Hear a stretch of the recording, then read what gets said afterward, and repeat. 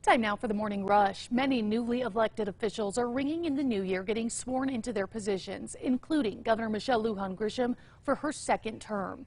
During her second inauguration, the governor spoke on her efforts to bring universal child care to the state and plans to tackle the state's housing crisis, and on her efforts to bring universal child care. And the Navajo Nation President-elect Dr. Boo Nygren and Vice President-elect Rochelle Montoya will take their oaths of office on January 10th. The 2023 inauguration event is happening at 10 a.m. in Fort Defiance, Arizona. At 35 years old, Nygren will become the youngest Navajo Nation president. Erica. And here's a look at our hourly forecast. We are seeing those temperatures climbing through or staying in the mid-30s this morning and climbing into the low 40s by midday with a chance for spotty rain showers.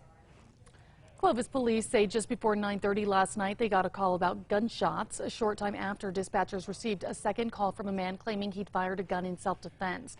When officers arrived on the scene, they found a 28-year-old who had been shot in the head. Now that man was taken to the hospital. The man who claims to have shot him is now being questioned. Erica. And here's a look at our threat index. There are going to be some snowy mountain roads today, so use caution driving in those areas.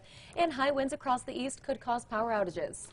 A vehicle versus pedestrian crash in southwest Albuquerque is under investigation. The crash happened around 9 last night at Central and Coors. APD says the pedestrian was taken to the hospital and is currently in critical condition. No other details have been released. 2 years after a number of migratory bird deaths in New Mexico, NMSU and Los Alamos National Laboratory are teaming up to research the issue. The new program will train students to study disaster ecology. They will also examine how a changing climate is impacting migratory birds. Erica. All right, let's get a check on the morning drive. Traffic maps are looking clear aside from some slowdowns in Rio Rancho due to road work.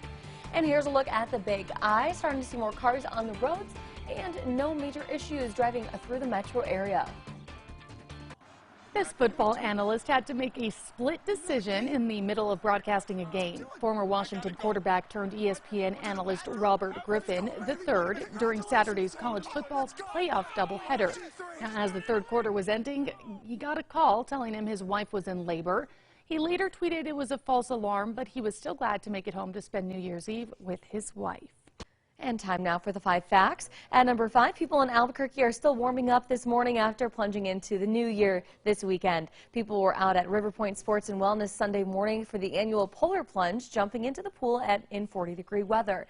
All proceeds from the plunge will go to PB&J Family Services, a nonprofit that serves families in need in Bernalillo, Sandoval, and Valencia counties. As a thank you, the nonprofit gifted the Wellness Center a painting.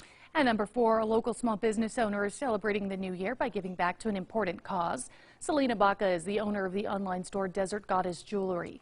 In 2021, she started taking $5.55 from every purchase to hold until the end of the year. This year, nearly $2,000 was donated to the New Mexico Coalition Against Domestic Violence.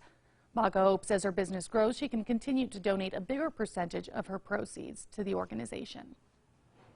And at number 3, we do have rain and snow moving across the state, and this has led to some snowy roads in eastern New Mexico from the Sandias out to Santa Rosa and through the Mountainair area, and all up in north and south around the east side of the Sandia-Manzano Mountains.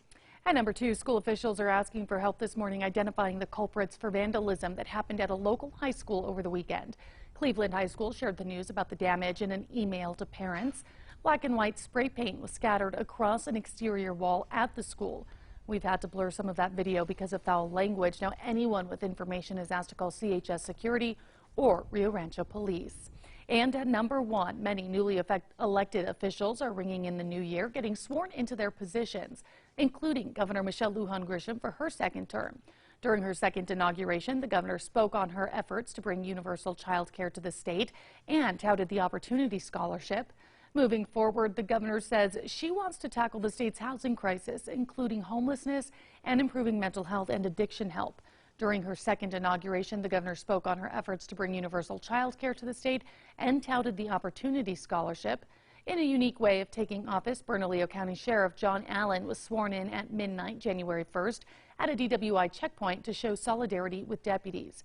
Sheriff Allen says his goals include creating a better relationship between BCSO and the community it serves.